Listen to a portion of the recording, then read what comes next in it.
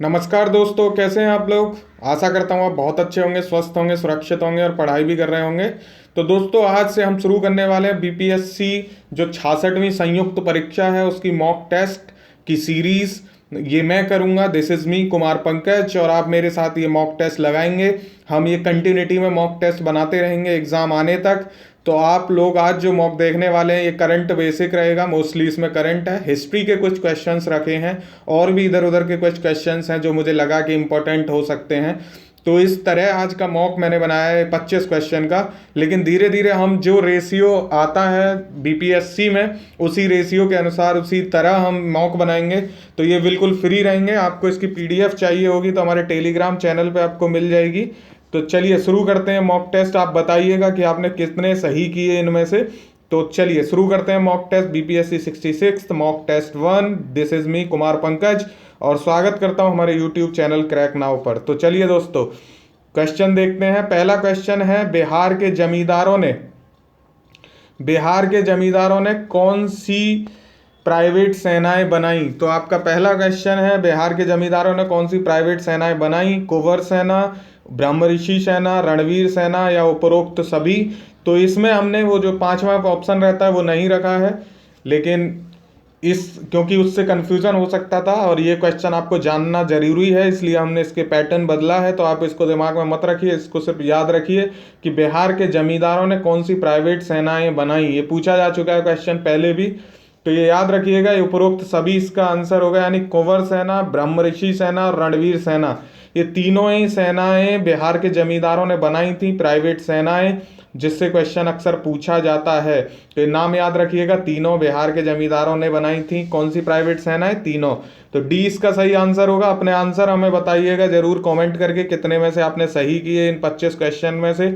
ऐसा मौका आपको लगातार मिलेगा, आप कंटिन्यूटी में बने रहिए। वीडियो आप सब्सक्राइब कर लीजिए चैनल को और आपको ये मिलता रहेगा। चलिए दूसरा क्वेश्चन देखते हैं। अक्टूबर 1989 भागलपुर सांप्रदायिक संघर्षों की जांच के लिए जांच पैनल की अध्यक्षता किसने की थी? बताइए। अक्टूबर 1989 भागलपुर सांप्रदायिक संघर्षों की जांच के लिए एक जांच पैनल बनाया गया था, उसकी अध्यक्षता किसने की थी? ऑप्शन है justice Satish Chandra Mishra, justice N Singh, या फिर जस्टिस भगवती प्रसाद झा, या जस्टिस BN अग्रवाल। उपरोक्त में से एक से अधिक या उपरोक्त में से कोई नहीं। ऐसा जो पांचवा ऑप्शन आता है, क्योंकि नेगेटिव मार्किंग बिहार में नहीं होती है, तो उसकी जगह पांचवा ऑप्शन रहता है जिसमें उपरोक्त में से एक से अधिक भी हो सकते हैं या उपरोक्त में से कोई नहीं। तो ये बिहार का स्पेशलिटी है वहाँ के पेपर की, वहाँ नेगेटिव मार्किंग नहीं होती लेकिन ऑप्शन 5 होते हैं। तो हम जो भी पेपर बनाएंगे, जो भी मॉक बनाएंगे, इसी पैटर्न पे बनाएंगे, तो आपको कोई दिक्कत नहीं होगी वहाँ पे भी। तो इसका आंसर आपको बताना है। भागलपुर सांप्रदायिक संघर्षों की जांच के लिए जांच पैनल की अध्यक्षता किसने की थी? दोस्तों, अगर आपको लगता है कि मैं जल्दी जल्दी करा रहा हूं तो आप वीडियो को रोक सकते हैं, उसके बाद आप अपना आंसर दे सकते हैं। तो इसका सही आंसर है दोस्तों बी। क्या है? B, justice N Singh. इन्होंने जो भागलपुर सांप्रदायिक संघर्षों की जांच के लिए जो जांच पैनल बना था उसकी अध्यक्षता जस्टिस एन सिंह ने की थी।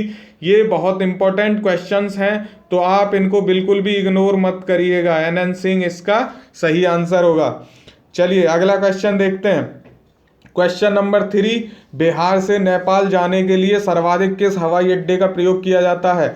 बीपीएससी में देखा गया है, मैंने भी प्रीवियस ईयर के जो पेपर देखे हैं, मैंने स्टडी किया है उनको, तो उससे एक चीज़ कंफर्म हो जाती है कि बिहार पीसीएस में बिहार से क्वेश्चंस बहुत रहते हैं। हिस्ट्री भी जो आती है वो पिछली ईयर का अगर आप पेपर देखेंगे तो हिस्ट्री भी बिहार से ही थी। यानी कि अगर कोई हिस्ट्री का मॉडर्न इंडिया का क्वेश्चन पूछा गया तो वो भी इतिहास जो था वो भी बिहार से ही संबंधित था। वहीं के सेना नायक, वहीं के स्वतंत्रता सेनानी या वहीं से संबंधित जो शख्सियत हैं उनसे क्वेश्चन पूछे गए। तो बिहार पे बहुत ज़्यादा फोकस रहता है, इसलिए मैं भी कोशिश करूंगा कि बिहार को ज़्यादा से ज़्यादा मैं छू पाऊं। तो चलिए, बिहार से नेपाल जाने के लिए सर्वाधिक किस हवाई अड्डे का प्रयोग किया जाता है? गया हवाई अड्डा, रक्सौल हवाई अड्डा, भागलपुर हवाई अड्डा, राजगीर हवाई अड्डा, या उपरोक्त में से एक से अधिक या उपरोक्त में से कोई नहीं। इनमें से आपको सही आंसर बताना है। बिहार से नेपाल जाने के लिए सर्वाधिक किस हवाई अड्डे का प्रयोग किया जाता है? दोस्तों जल्दी से बताइए क्वेश्चन नंबर 3 का आंसर। तो इसका सही आंसर होगा रक्सौल हवाई अड्डा। क्या होगा? रक्सौल हवाई अड्डा इसका सही आंसर है। बिहार से नेपाल जाने के लिए इसका सर्वाधिक उपयोग किया जाता है। और आप ये मत सोचिएगा कि कैसे क्वेश्चन पूछे जा रहे हैं, ऐसे ही क्वेश्चन आते हैं, इसलिए मैंने किसी भी क्वेश्चन को आप कम मत समझिए। बिहार में ऐसे क्वेश्चन पूछे जाते हैं और ये प्रीवियसली आस्क्ड क्वेश्चन है, ये पूछा गया है, तो आप बिल्कुल भी इग्नोर मत करिएगा। ये मॉक टेस्ट आपको इजी लग सकता है या थोड़ा अलग लग सकता है, लेकिन आपको क्वेश्चन ऐसे ही मिलेंगे बिहार से, मैं गारंटी देता हूँ इस बात की।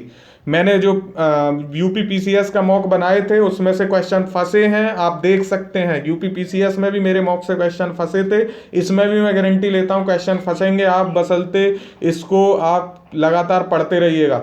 बिहार में निम्नलिखित में कौन सा गोखुर झील का भाग है?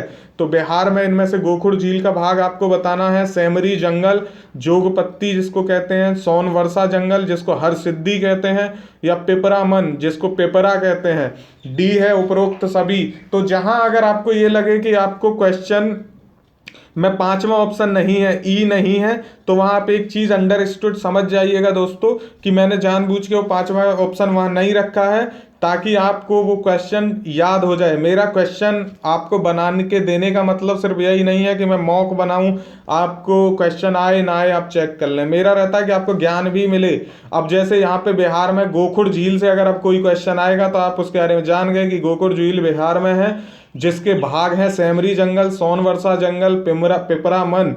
तो ये तीनों उसमें आते हैं। तो इस तरह आप, अगर मैं इसमें से क्वेश्चन एक ऑप्शन ले लेता, चार ऑप्शन कुछ और दे देता, तो आपको सिर्फ उस ऑप्शन की जानकारी हो जाती, बाकी आपको अधूरी जानकारी रहती।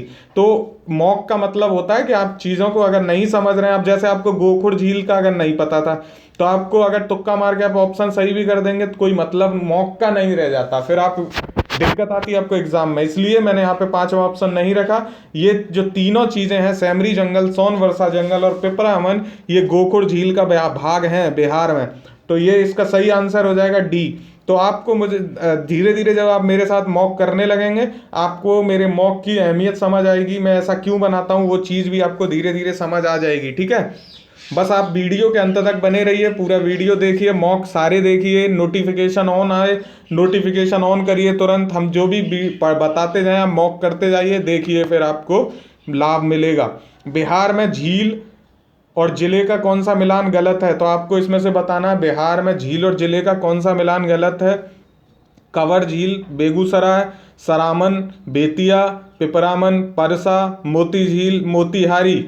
तो इनमें से बिहार में झील और जिले का कौन सा मिलान गलत है आपको ये बताना है। अब अगर आप इसमें ई ऑप्शन रख लें तो कन्फ्यूजन ही बढ़ेगा, इसलिए मैंने जो क्वेश्चन में ई नहीं रख सकना चाहिए नहीं रखा, तो उसमें मैंने निकाल दिया है। तो अगर आप इसमें रखना चाहें तो रख लीजिए, उपरोक्त में से एक से अधिक या एक से उपरोक्त में कोई नहीं, तो ये ई भी बन जाएगा। लेकिन यहाँ क्या है, आपको ज्ञान भी देना जरूरी है, आपका सिर्फ टेस्ट नहीं लिया जा रहा है, आपको हेल्प की जा रही है इस मॉक के थ्रू। तो बिहार में झील और जिले का कौन सा मिलान गलत है दोस्तों? तो ये इसमें जो ऑप्शन नंबर डी है, क्या है, सी है, माफ कीजिएगा, हाँ, इसमें जो मैंने आपको बताया था ऑप्शन नंबर सी इसका गलत है। जो पिपरामन और परसा है, बिहार में झील और जिले का कौन सा मिलान गलत है? तो सी इसका गलत है। पिपरामन परसा ये गलत है। कंवर झील बेगूसराय में है, सरामन बेतिया में है, मोती झील मोतिहारी में है, लेकिन पिपरामन परसा में नहीं है, तो सी इसका गलत आंसर हो जाएगा। तो आपको यहाँ एक चीज़ बतानी है मेरे को कि जो पिपरामन है वो कहाँ पर है झील, तो ये आपको आंसर बताना है इसका कमेंट बॉक्स में। ये आपके लिए एक पहला जो आज का होमवर्क रहा कि आपको कमेंट करके बताना है पिपरामन झील जो है वो किस जिले में है। ये आपका क्वेश्चन नंबर हो गया पांचवा, और पांचवें क्वेश्चन का आपको आंसर एक बताना है कि पिपरामन झील किस जिले में अवस्थित है। कंवर झील बेगूसराय में है, सरामन बेतिया में है, मोती झील मोतिहारी में है। दूसरा काम क्या है कि आप बताएंगे कि आपके कितने क्वेश्चन आपने सही किए इन 25 में से। अगला क्वेश्चन है, जयप्रकाश आंदोलन के दौरान सरकार के दमनकारी उपायों के विरोध में किस साहित्यकार ने अपना पद्मश्री वापस कर दिया था? तो जयप्रकाश आंदोलन हुआ था, आप जानते हैं, ठीक है, क्या कहते हैं उसको, बताइए, जयप्रकाश आंदोलन के दौरान जो जयप्रकाश आंदोलन है उसको क्या कहते हैं? तो उसको कहते हैं संपूर्ण क्रांति। क्या कहते हैं? संपूर्ण क्रांति। ये याद रखिएगा, इससे ट्रेन भी चलती है। और संपूर्ण क्रांति ये बहुत बड़ा आंदोलन इंदिरा गांधी की सरकार के समय चलाया था, आपातकाल के समय जयप्रकाश आंदोलन ने। जयप्रकाश आंदोलन इसको जाना जाता है। तो जयप्रकाश नारायण इन्होंने आंदोलन चलाया, और उस समय किस साहित्यकार ने, जो सरकार ने दमनकारी इमरजेंसी जो चलाई थी, किस साहित्यकार ने अपना पद्मश्री वापस कर दिया था? ऑप्शन है रामधारी सिंह दिनकर, नागार्जुन, रामवृक्ष बेनीपुरी, फणीसरनाथ रेणु। उपरोक्त में से एक से अधिक या उपरोक्त में से कोई नहीं। तो ये पांचवा ऑप्शन रहेगा, जहाँ जरूरी लगेगा मैंने रखे हैं। ज़्यादातर मिलेंगे आपको, लेकिन जहाँ मुझे लगेगा कि आपको यहाँ ज्ञान देने के या कुछ समझाने की ज़रूरत है तो वहां मैं नहीं भी रखूंगा। इसका सही आंसर हो जाएगा दोस्तों डी, फणीश्वरनाथ रेणु। इन्होंने जयप्रकाश आंदोलन को सपोर्ट करने के लिए अपना पद्मश्री वापस कर दिया था। दमनकारी जो इन्होंने नीतियां चलाई थी इंदिरा सरकार ने, उनको विरोध में इन्होंने पद्मश्री अपना वापस किया था, फणीश्वरनाथ रेणु ने। ठीक है, चलिए अगला क्वेश्चन देखते हैं। बिहार सरकार हर साल 23 अप्रैल को विजय दिवस के रूप में किस महान शहीद को श्रद्धांजलि अर्पित करने के लिए मनाती है? तो 23 अप्रैल को विजय दिवस मनाया जाता है बिहार सरकार के द्वारा। पहली बात तो ये आपका क्वेश्चन क्लियर हुआ एक, कि 23 विजय दिवस कब मनाया जाता है? तो 23 अप्रैल को मनाया जाता है। दूसरी बात हुई, किस महान शहीद को श्रद्धांजलि अर्पित करने के लिए मनाती है? तो ये आपको बताना है। कुंवर सिंह, लोकनायक जयप्रकाश नारायण, शेरशाह सूरी, श्री कृष्ण सिंह। उपरोक्त में से एक से अधिक, उपरोक्त में से कोई नहीं।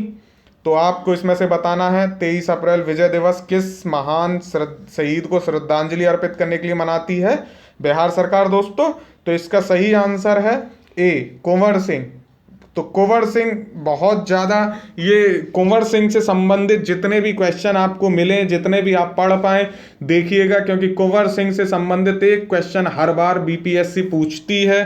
प्रीलिम्स में आप उठा के देख लीजिए, अगर आपने देखे हैं प्रीवियस ईयर के क्वेश्चंस, प्रीवियस ईयर मॉक आपने लगाए हैं, तो आप जरूर देखेंगे कुंवर सिंह से जरूर एक क्वेश्चन आता ही है। तो कुंवर सिंह से संबंधित आप सारी नॉलेज इकट्ठा कर लीजिए। विजय दिवस मनाया जाता है उनको श्रद्धांजलि अर्पित करने के लिए। यहाँ एक चीज़ मैं और आपको बता दूं, जो शेरशाह सूरी हैं इनका मकबरा कहाँ है? शहर सासाराम में है इनका मकबरा। तो ये आप याद रखिएगा, सासाराम में शेरशाह सूरी का मकबरा है। तो यहाँ से भी क्वेश्चन बन सकता है सी से। अगला क्वेश्चन है, 1929 में बिहार किसान सभा की स्थापना किसने की? 1929 में बिहार किसान सभा की स्थापना किसने की? बताइए। ऑप्शन है राजकिशोर शुक्ल, लोकनायक जयप्रकाश नारायण, स्वामी सहजानंद सरस्वती, एनजी रंगा, या उपरोक्त में से एक से अधिक या उपरोक्त में से कोई नहीं। तो आपको बताना है 1929 में बिहार किसान सभा की स्थापना किसने की? बीपीएससी या बिहार से संबंधित क्वेश्चन इसलिए ज़्यादा है कि बीपीएससी बिहार से क्वेश्चन बहुत ज़्यादा पूछती है, तो मैंने उस चीज़ को ध्यान में रखा है। ठीक है, तो आप परेशान मत होइएगा, ये बहुत ज़रूरी है और आपको क्वेश्चन मिलेंगे, ये मेरी गारंटी है। सी इसका सही आंसर है। स्वामी सहजानंद सरस्वती ने बिहार किसान सभा की स्थापना की थी। ठीक है, चलिए अगला क्वेश्चन देखते हैं। केंद्रीय बजट 2020-21 में केंद्र सरकार के लिए आय का सबसे बड़ा स्रोत क्या है? क्वेश्चन मैंने बहुत इंपॉर्टेंट उठाए हैं, उम्मीद है आपको मिलेंगे। मेरे सारे मॉक लगा के जाइएगा। आपका एग्ज़ाम से पहले मैं 15 से 20 मॉक लगवाऊंगा, जिसमें 50 क्वेश्चन का भी होगा, फुल मॉक भी होंगे। तो उनसे क्वेश्चन मिलेंगे और आप मुझे बताएंगे कि हाँ क्वेश्चन मिले थे। तो चलिए, केंद्रीय बजट 2020-21 में केंद्र सरकार के लिए आय का सबसे बड़ा स्रोत क्या है? ऑप्शन है माल और सेवा कर, कॉरपोरेशन टैक्स, आयकर, उधार और अन्य देनदारियां। उपरोक्त में से एक से अधिक या उपरोक्त में से कोई नहीं। तो आपको बताना है केंद्रीय बजट में किसका सबसे ज्यादा योगदान है, आय का सबसे बड़ा स्रोत क्या है केंद्र सरकार के लिए पूछा जा रहा है। तो इसका सही आंसर है दोस्तों डी, उधार और अन्य देनदारियों में सबसे ज्यादा हिस्सा है किसका? उधार और अन्य देनदारियों का केंद्र के हिस्से में सबसे ज़्यादा हिस्सा है उधार और अन्य देनदारियों का। तो आप इसको समझ लीजिए, डी इसका सही ऑप्शन हो जाएगा। ठीक है, अगला क्वेश्चन है, केंद्रीय बजट 2020-21 के लिए विनिवेश लक्ष्य क्या है? मैंने यहाँ पे जो ये आंकड़े रखे हैं इसलिए रखे हैं क्योंकि बीपीएससी सीधे सीधे आंकड़े भी पूछती है। समझ जाइए। आप सीधे सीधे आंकड़े प्रीवियस ईयर का आप मॉक देखिए, क्वेश्चन पेपर देखिए जो 2019-20 में हुआ है बीपीएससी 65वां, उसमें 65वीं बीपीएससी में आप देखिए वहाँ सीधे सीधे आंकड़े पूछे गए हैं। बिहार से जो बजट था उससे सीधे आंकड़े पूछे गए, तो आप आंकड़े तैयार करके जाइएगा, क्वेश्चन आंकड़ों से भी आते हैं बिहार पीसीएस में।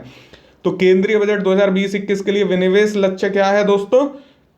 तो उसका सही ऑप्शन होगा बी, 2,10,000 करोड़ रुपए विनिवेश लक्ष्य रखा गया है केंद्रीय बजट 2020-21 के लिए। ठीक है, 2,10,000 करोड़, तो 20 का सही आंसर हो जाएगा केंद्रीय बजट 2020-21 के लिए विनिवेश लक्ष्य। ठीक है, चलिए अगला क्वेश्चन देखते हैं। निम्नलिखित कथन में से केंद्रीय बजट 2020-21 के बारे में सही है?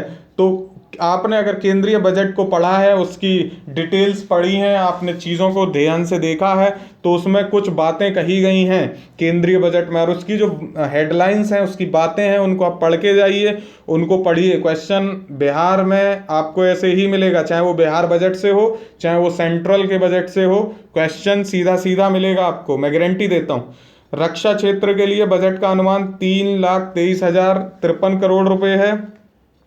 ठीक है, या उर्वरक सब्सिडी के लिए जो बजट का अनुमान है वो 1,15570 करोड़ रुपए है।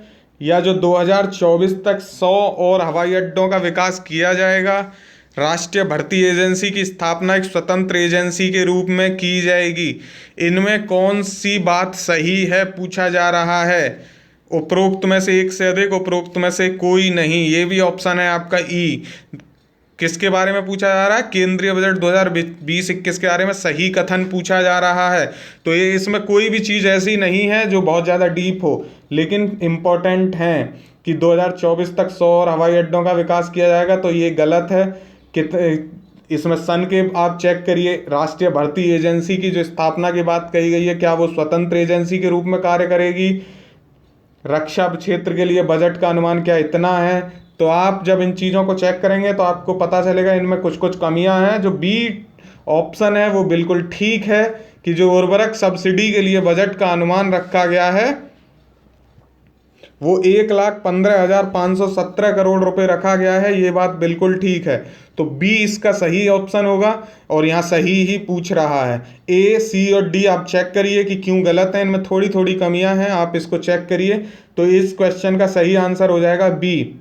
अगला क्वेश्चन है, सरकार कब तक टीबी हारेगा देश जीतेगा अभियान के तहत क्षय रोग को खत्म करना चाहती है? तो क्षय रोग को क्या बोलते हैं? टीबी भी बोलते हैं, ट्यूबरकुलोसिस। और ये किससे होता है? माइकोबैक्टीरियम ट्यूबरकुलोसिस नाम के बैक्टीरिया से होता है। और सरकार इसको कब तक, टीबी हारेगा देश जीतेगा अभियान के तहत टीबी को खत्म करना चाहती है? ऑप्शन है 2030, 2027, 2025, 2022। उपरोक्त में से एक से अधिक, उपरोक्त में से कोई नहीं, ये भी ऑप्शन होता है। तो हो सकता है कि एक से अधिक हो तो इसमें तो लागू नहीं होता, लेकिन हो सकता है इसमें से कोई भी ना हो। तो ये इसलिए बहुत खतरनाक होता है ये ई ऑप्शन जो होता है, इसको आप विशेष ध्यान दीजिएगा इस पे। ठीक है, तो इसका सही आंसर जो है सी है। 2025 तक हमारी जो सरकार है वो जो टीबी हारेगा देश जीतेगा अभियान के तहत 2025 तक टीबी रोग या क्षय रोग को खत्म करना चाहती है। तो इसका सही आंसर हो जाएगा सी। ठीक है, चलिए अगला क्वेश्चन देखते हैं। बिहार के कुल बजट में पिछले वर्ष की तुलना में कितने फीसदी की बढ़ोतरी हुई है? बहुत इंपॉर्टेंट क्वेश्चन। बिहार बजट से मैंने पहले ही बोला था ये मॉक करंट बेसिस रहेगा, ज़्यादातर करंट इसमें डिस्कस किया जाएगा।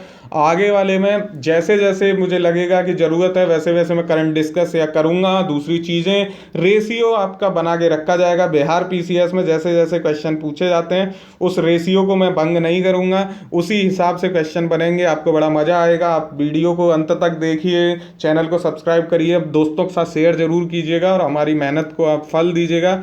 बिहार के कुल बजट में पिछले वर्ष की तुलना में कितने फीसदी की बढ़ोतरी हुई है? बिहार बजट पढ़ा कि नहीं पढ़ा बबुआ? नहीं पढ़े हैं तो पढ़िए भाई, कब पढ़िएगा? ए है 8%, 9%, 10%, 11%, बताइए कितना है? तो इसका सही ऑप्शन है सी, 10% बढ़ोतरी हुई है बिहार बजट में पिछले वर्ष की तुलना में। कितनी? 10% की बढ़ोतरी हुई है बिहार बजट में। तो याद रखिएगा, बिहार बजट से क्वेश्चन आपको मिलेंगे सीधे सीधे। बिहार बजट पढ़ लीजिए, अगर ज़रूरत पड़े तो मुझे कमेंट करके बताइए, मैं बना दूंगा बिहार बजट पे बढ़िया सा एक वीडियो। मैंने यूपी पीसीएस के लिए बनाया था जो अपना बजट का वीडियो, और उसमें से सीधे सीधे 2 क्वेश्चन बजट के उस वीडियो से ही मिले थे। सीधे सीधे 2 क्वेश्चन मिले थे, और 2 क्वेश्चन का मतलब मामूली नहीं होता। अगर आप 10 मिनट की वीडियो देख रहे हैं और उसमें 2 क्वेश्चन ऐसे मिल जाएं कि आप गलत ही नहीं करेंगे, तो फिर काफ़ी हेल्पफुल हो जाती हैं चीज़ें। 1-2 क्वेश्चन पे सिलेक्शन रुक और हो जाता है। तो ये है, अगर आपको ज़रूरत लगे आप बताइएगा मुझे, मैं बना दूंगा। बिहार देश में ऐसा कौन सा राज्य होगा जो ग्रीन बजट के रूप में पर्यावरण को लेकर एक अलग बजट प्रस्तावित करने जा रहा है? बताइए, बिहार देश में ऐसा कौन सा राज्य है जो ग्रीन बजट के रूप में, ग्रीन बजट है इस बार का बिहार का, और ये कौन सा राज्य बन गया है बिहार ग्रीन बजट पेश करने वाला? बताइए।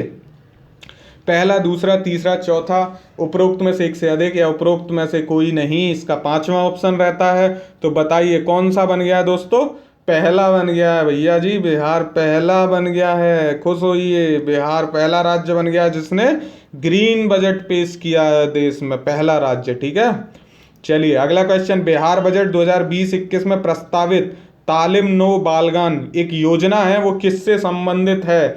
आपको बताना है बिहार बजट 2020-21 में प्रस्तावित तालिम नो बालगान योजना किससे संबंधित है। और इसको मैं छोड़ रहा हूं आप लोगों के लिए। कृषि निवेश, कृषिगत ऋण, शिक्षा, उद्योग, उपरोक्त में से एक से अधिक या उपरोक्त में से कोई नहीं।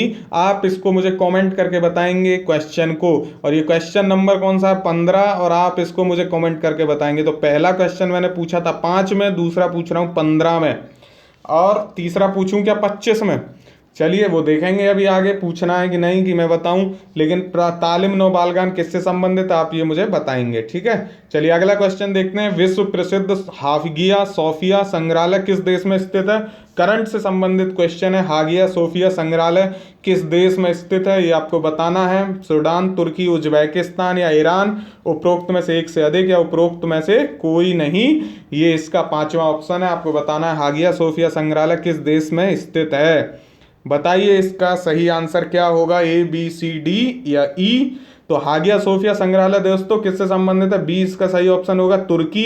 और अभी यहाँ काफ़ी न्यूज़ में रहा, चर्चा का विषय रहा, इसलिए यहाँ पे डिस्कस भी किया गया है। इंटरनेशनल रिलेशन से संबंधित, अंतरराष्ट्रीय घटनाक्रम से संबंधित ये क्वेश्चन। हागिया सोफिया संग्रहालय जो है वहाँ तुर्की की जो सुप्रीम कोर्ट है, वहाँ का सर्वोच्च न्यायालय है, उसने हागिया सोफिया संग्रहालय को फिर से मस्जिद में कन्वर्ट करने का, मस्जिद में रूपांतरित करने का फैसला सुनाया है। इसलिए ये काफ़ी न्यूज़ में आ गया है। जो बहुत पहले, दशकों पहले, सदियों पहले ये एक गिरजाघर हुआ करता था, उसके बाद इसको संग्रहालय बनाया गया, उसके बाद इसको मस्जिद फिर से बनाया जा रहा है। गिरजाघर से मस्जिद बना, मस्जिद से संग्रहालय बना, फिर संग्रहालय से फिर से इसको मस्जिद में रूपांतरित किया गया है। तो ये इसलिए बहुत ज़्यादा न्यूज़ में है।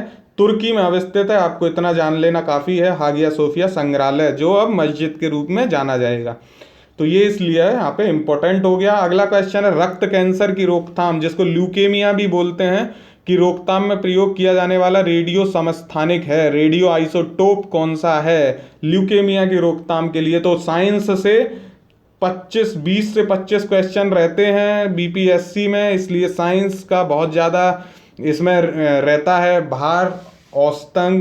तो हम इसको भारांश को हम देखेंगे, साइंस पे मैं लगातार आपको मॉक दूंगा। इम्पोर्टेंट्स आपको ज़रूरत पड़े तो बताइएगा, साइंस के अलग से भी मॉक में बना दूंगा। हालांकि मेरी चैनल पे, हमारे यूट्यूब चैनल क्रैक नाउ पे साइंस का एक अलग से पूरे क्वेश्चंस पड़े हैं, 250 क्वेश्चन हैं, उनको आप देख लीजिए। Previously ask, frequent ask questions हैं, बहुत इंपॉर्टेंट क्वेश्चंस हैं। आप साइंस का उसको देखिए, अगर आपको ज़रूरत पड़ेगी तो मैं उसको अपने डिस्क्रिप्शन बॉक्स में उसका लिंक दे दूंगा, आप वो पूरा देखिए। उसमें 15 क्वेश्चंस के वीडियो हैं, बड़े अच्छे से डिस्कस किया गया है उनको, तो आप वो ज़रूर देखिएगा, क्योंकि साइंस से बहुत ज़्यादा क्वेश्चन आते हैं। साइंस का एक अलग से मॉक भी पड़ा है, आप उनको भी देखिए।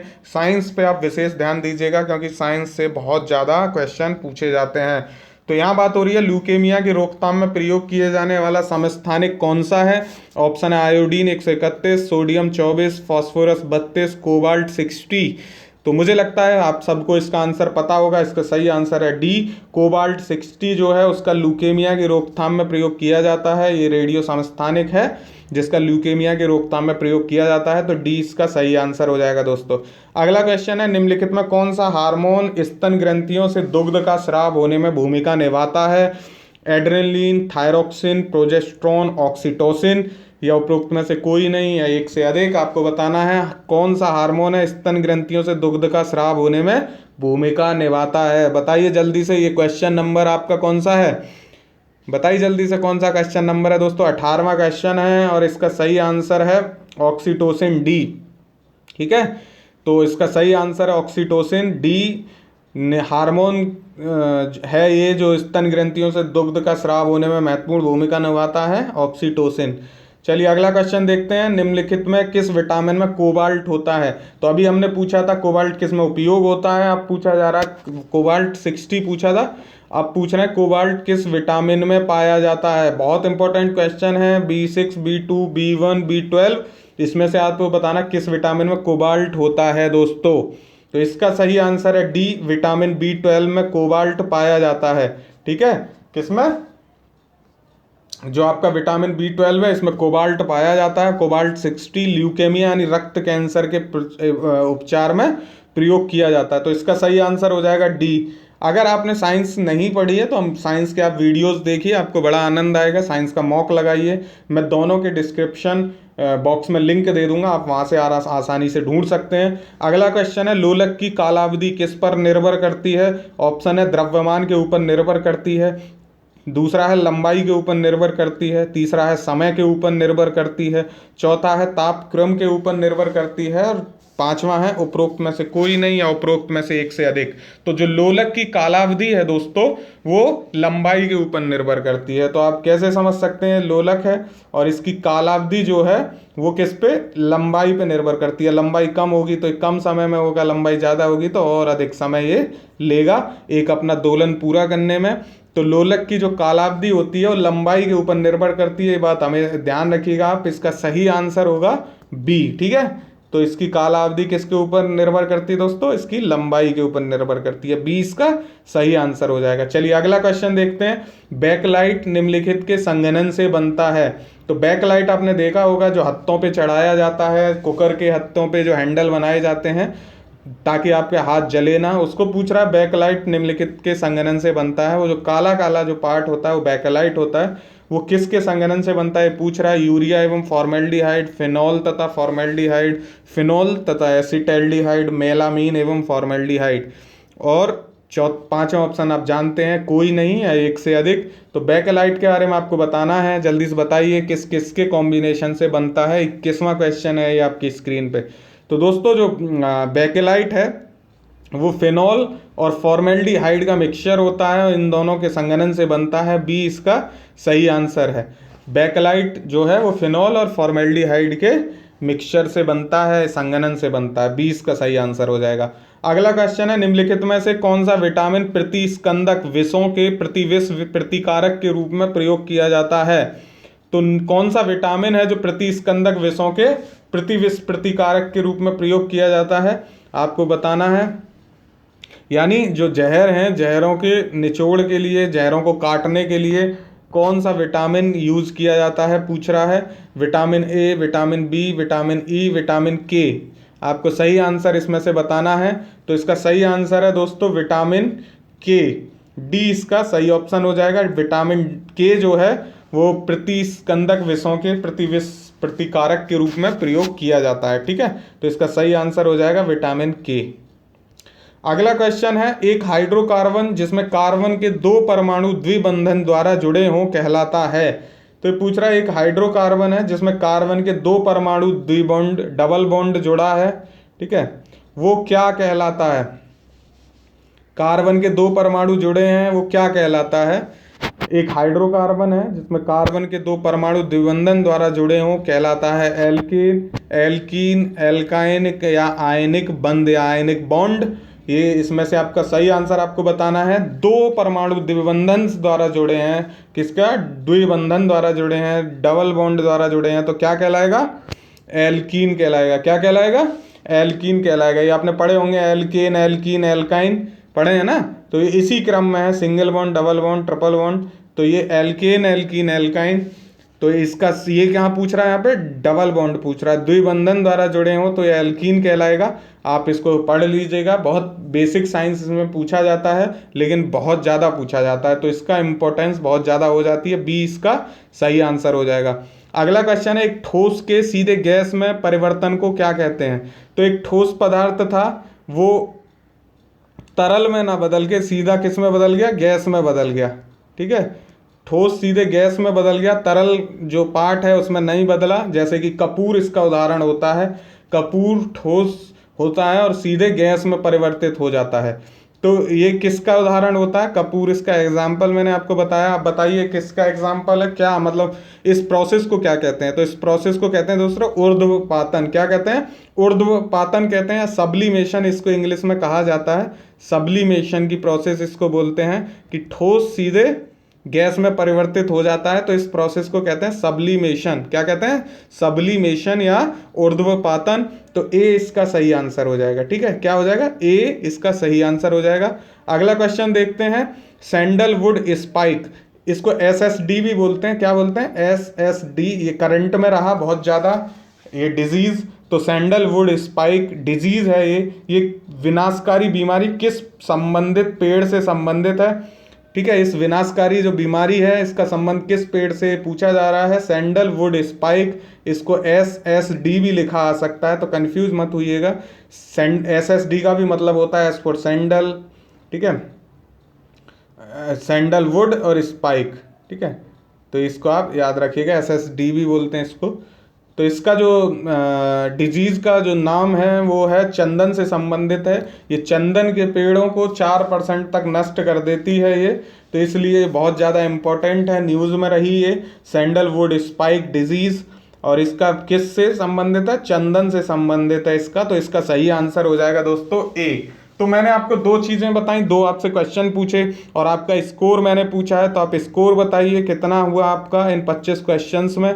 और आप ये बताइए कि आपको वीडियो कैसा लगा, पसंद आया तो शेयर करना मत भूलिए, लाइक करिए और चैनल को सब्सक्राइब कर लीजिए। और मॉक अगर पसंद आया तो दूसरे मॉक के लिए आप मुझे बताइए, बनाता हूँ। और साइंस का मॉक आप देखिए अभी नीचे जाके डिस्क्रिप्शन में।